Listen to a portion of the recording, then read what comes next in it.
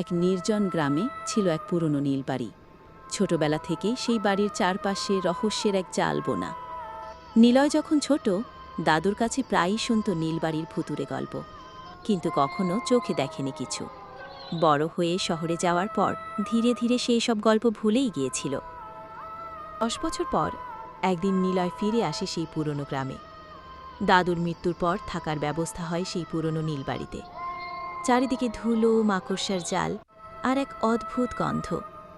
মনে হয় যেন সময় এখানে আটকে গেছে। রাত গভীর হতে শুরু করলে চারদিক নিস্তব্ধ হয়ে ওঠে কেবল ঝিঝি পোকার ডাক।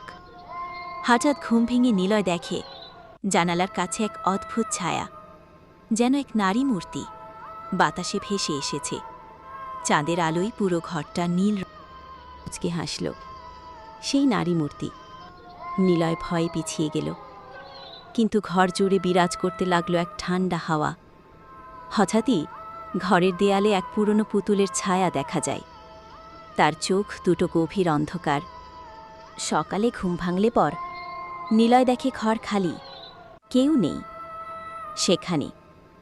শুধু খাটের পাশে পড়ে আছে সেই পুরনো পুতুলটা, যার চোখে নেই আলো, নেই প্রাণ। গল্প এখানেই শেষ নয়। প্রতি 10 বছর পর নাকি আবার কেউ ফিরে আসে খেলতে। পুরনো নীলবাড়ি আজও দাঁড়িয়ে আছে, অপেক্ষার